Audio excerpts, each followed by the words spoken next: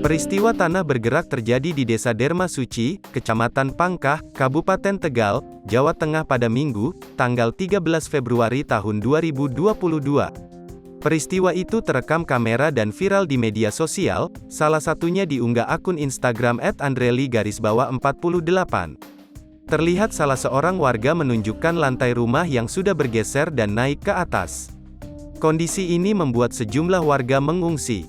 Dilansir dari kompas.com, sedikitnya 832 jiwa terdampak dengan 296 jiwa dari 99 kepala keluarga, (KK), di antaranya dilaporkan masih mengungsi hingga Senin, tanggal 14 Februari tahun 2022, siang. Sekretaris Daerah Kabupaten Tegal Widodo Joko Mulyono mengatakan, Pemkab kini tengah menyiapkan relokasi rumah warga yang rusak berat ke lahan yang telah disiapkan pihak desa seluas 1 hektar.